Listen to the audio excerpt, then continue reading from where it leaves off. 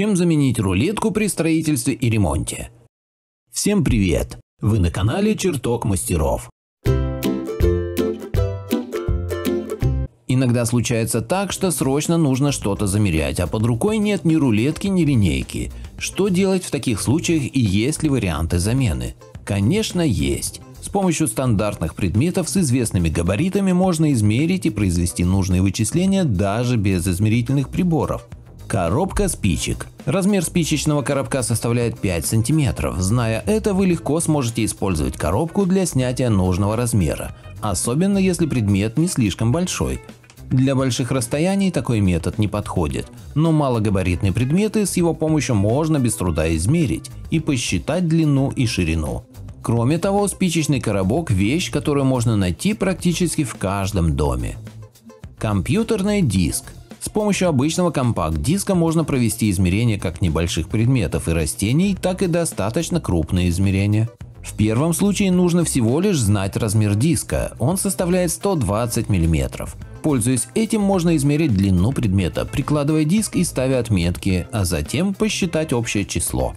Если же расстояние довольно большое, актуальным будет применить так называемый метод колеса. Он заключается в том, чтобы поставить на боку диска отметку маркером или чем угодно, а затем катить диск вдоль измеряемой поверхности.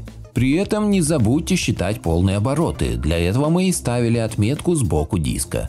После того, как вы благополучно достигли конца расстояния, остается только посчитать его. Для этого существует формула расчета окружности диска.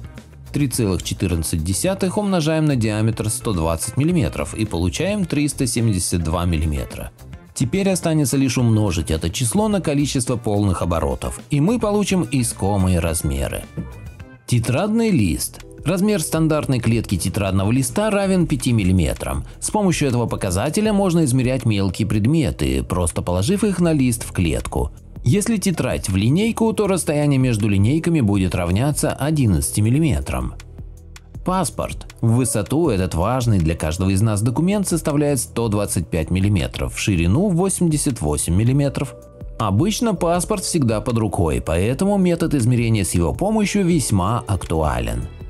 Банковская карта. Вне зависимости от банка, который выпустил вашу карту, их размеры стандартны – 54 мм в высоту и 85 мм в длину. Руководствуясь этими размерами, можно быстро посчитать длину или высоту нужного предмета, тем более карты мы носим с собой постоянно. А значит, не придется долго искать, чем бы измерить требуемое расстояние. Приложение на телефон. И, наконец, можно сделать самое простое – установить на свой смартфон специальное приложение для быстрого и точного измерения расстояний. Их довольно много, и они разные для Android и Apple.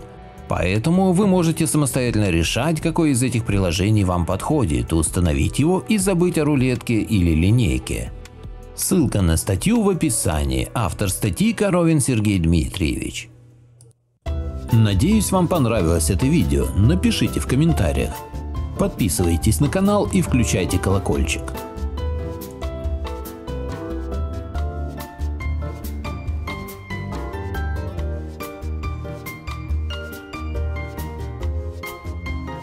Что, мы уже не снимаем?